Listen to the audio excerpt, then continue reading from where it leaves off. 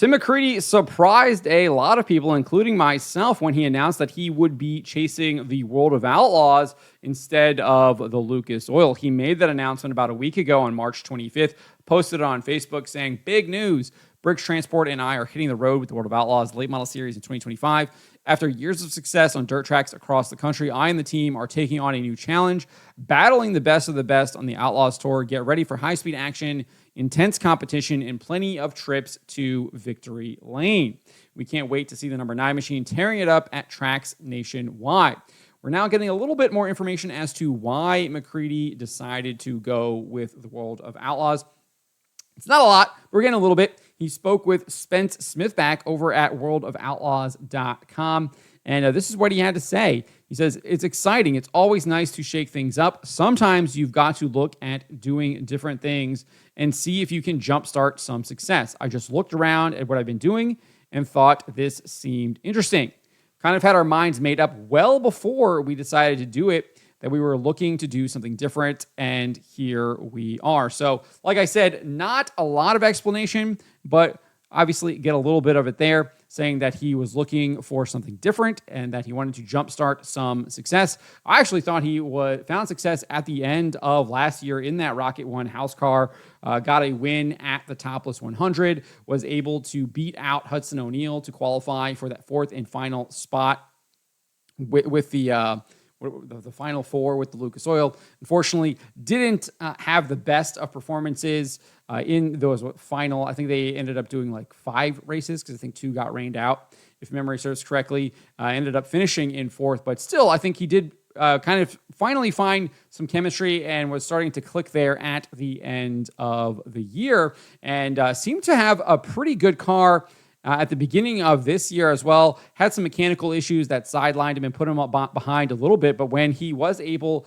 to kind of get to the end of races, he was, I felt like, putting away some top 10s and performing pretty solidly. And then obviously he decided to go with the World of Outlaws instead of Lucas Oil, noting that he wanted to jumpstart some success and was obviously looking at doing different things. It is interesting. He said that they had kind of had our minds made up well before we decided to do it, that we were looking to do something different, and here we are.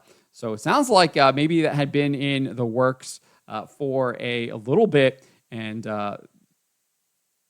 that was the motivating factor. It really wasn't maybe about points or anything like that. It was more about trying to do something different. Now, obviously, I still think there's a lot more to this story than what McCreadie is letting on here. So maybe we'll find out something as the season progresses as to maybe there's a little bit more as to why he and Boom Briggs decided to make that decision. I obviously have speculated that you already had the Rocket One house car in Lucas Oil. Makes sense that you would have the other team that's basically has like a big technical alliance with Rocket in the other series. That kind of makes sense to me. You get that marketing out there for both series, right? In both series. So we also got this here too, that he is optimistic about how well he can perform with the World of Outlaws. He said this right here. "I've been all over many different places, and the goal is always to be upfront and to do as good as you can. Sometimes it doesn't seem to work out when you want it to, when you want it to, and then the goal is to work harder to get on top of that. So the goal has never changed. We didn't come over to the World of Outlaws to not try to fight for championships. We put ourselves in a hole, but it's up to us to dig out." So he thinks he can compete with one of the best, which is obviously Bobby Pierce. And if we look at that, Bobby Pierce does indeed sit at the top of the World of Outlaws late model driver points, getting a win down there at Swainsboro this past weekend. But you can see here, McCreadie currently sits in 8th. He's only 110 points out. So he obviously is in a hole. He's had 1 top 5 and 2 top 10. So he still has a little bit of ways to climb out of that hole, but he is already in the top 10 here. I think if we click his name here, maybe get a little bit more. Yeah, here we go. We can see how he actually performed so far. Obviously, had a 5th place finish at Volusia on the opening night, and then I think I think he had a mechanical issue here. The second night, 27th, and then he came back with a 13th, and then a 13th. Those are okay. Did not do, I think he might have had an issue here at Smoky Mountain 2, finished with the 20th, and then at Swainsboro had a 15th and a 7th. So just those 2 top 10s there, and looking forward to him kind of picking it up as they move into the rest of the season. I think, let's see here where they're at next. Always have to kind of check this out. They will be going to Atomic. So they'll be going to Atomic on Friday and Saturday, April 4th and 5th.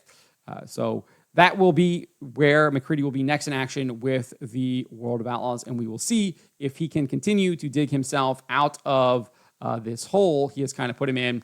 Again, 110 points behind Bobby Pierce, who is your current points leader. But let me know what you guys make of McCreadie's comments here about why he decided to go with the World of Outlaws and his optimism about challenging Bobby Pierce, Ryan Gustin, Nick Hoffman, Drake Troutman for that World of Outlaws championship. Let me know what you guys make of this in the comments below.